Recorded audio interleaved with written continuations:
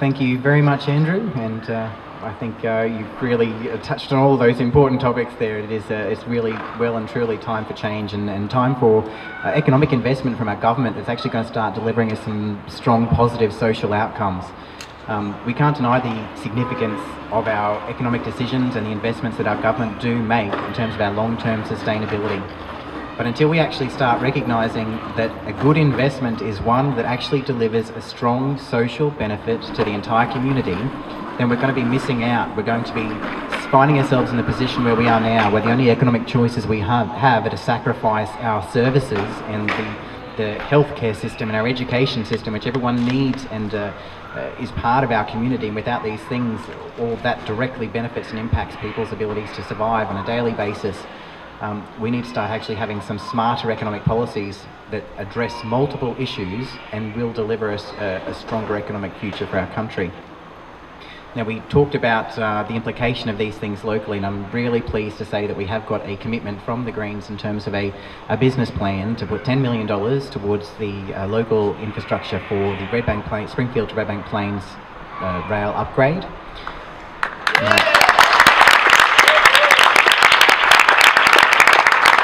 Thank you very much. So I've lived here for my entire life. And I remember when I first joined the Greens in the Southwest Brisbane branch, and we were over in Mount Omni and we started talking about public transport. And I actually sat back a bit quietly because having lived in Camira and Springfield for so long, I didn't actually realise public transport came out this far. I just sort of had accepted that we just don't have it. And the fact is that we do have the worst public transport infrastructure in southeast Queensland in our region, which is shocking given that we are one of the highest growing regions in the area. So if we want to plan for smarter communities and actually start to provide some real solutions for this growing electorate, then we need to start investing those funds here now. So we actually have the services that are going to make a big difference on people's pockets at the end of the day, because that's what it's about. We can talk about figures and big funding announcements. At the end of the day, our concern has to be about how someone living at home on a standard job is going to actually meet the bills at the end of the week. And public transport is a huge part of that. So having lived here for my entire life, I have parked on the Ipswich motorway many times. I was really excited when they started building in the Logan motorway and all of those expansions. But I can tell you that we've been seeing nearly 30 years of consistent upgrades and money spent, and we're never actually really fixing the congestion problems, and people are actually just paying more and more and more for an ineffective service. So investing in public transport now here locally will have a huge impact on not just the consumer's ability to travel and to the extra to employment opportunities around the area, but it'll also drive that economic growth here locally. And this is something that we desperately need and want.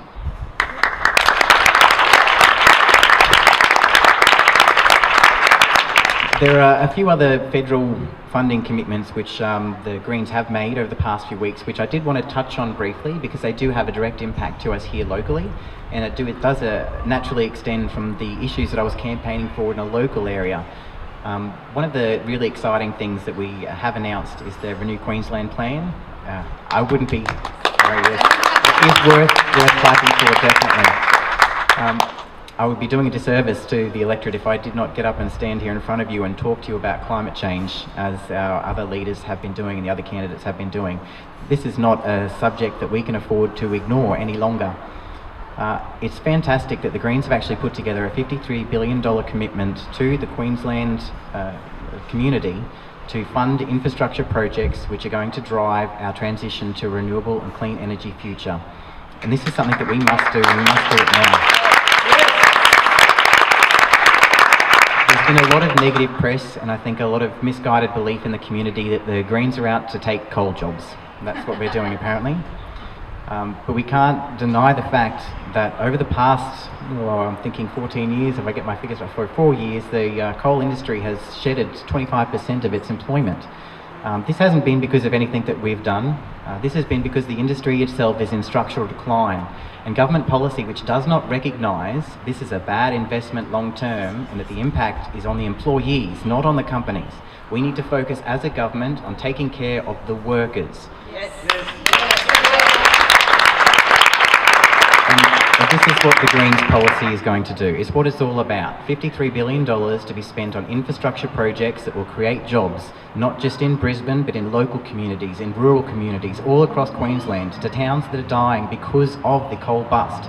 We need to be realistic about the economic situation that we are in, both nationally and globally, and we need to start putting policy implementation in place which directly affects and impacts these issues. And this is what our Greens Renew Queensland package does. And so I'm really excited that we have that, and our local community will be benefiting from clean energy. Locally, we have Swanbank Power Station, and it was suggested that that should be upgraded a few years back. And thankfully, because of the huge investment in small-scale solar that Queenslanders drove themselves, so the government, in all of their opposition to renewable energy, Queenslanders have stood up and said, no, we recognise that this is actually a worthwhile investment for us to make, and they drove that, and we no longer needed to upgrade that coal and gas plant, which is fantastic. But we need to look further into the future and recognise that with the challenges that come ahead and with the decline of the coal industry, we need to start investing in these facilities and these energy systems on a large scale, which will allow us to meet the growing energy needs of our community. When we look at expanding out not just our energy usage in home, we're talking about electric transport systems. So we're talking about more reliance on trains and on electric vehicles, and this is going to put a lot more pressure on our grid. It's great to see that the electric vehicles are starting to take over, but unless we're actually sourcing our energy from large-scale clean energy suppliers, we're not going to be making any dent in terms of the environmental impact of our energy consumption. And there's a great opportunity for us to do this, not just in the social benefit, but also the economic benefit globally. So in addition to everything that's happening with the clean energy, we're also putting a $1 billion Clean Energy Transition Fund to assist coal workers in the transition to clean energy. And this is, like I said, the priority needs to be on the workers. Now, in addition to the tackling climate change, we also need to tackle our failing infrastructure that we have. Now, Springfield here, where we're standing, is a relatively new community. So this has really been built up over the past 5-10 years. But what we have seen in the way that the development has progressed is a severe lack of effective infrastructure which actually meets the needs of a growing community. We want internet! Thank you, we want internet. We have been sold short in terms of our internet access across Springfield, and there's still people here who do not have access to a reliable internet service, and it does severely impact our ability to drive business.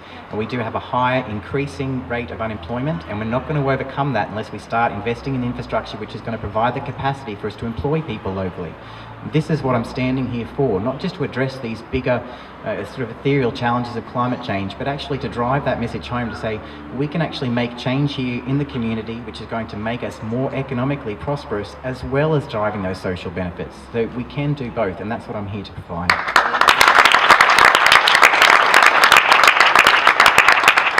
There's so many, and I could actually talk for a really long time about this, but I'm not going to, because I would really like to just get out and answer the questions that you have specifically. So I would just like to thank everybody for coming down today, and to thank Andrew for coming down and speaking for us. And lastly but not least, I'd like to thank you all for your vote and for putting more Greens in Parliament. Thank you very much.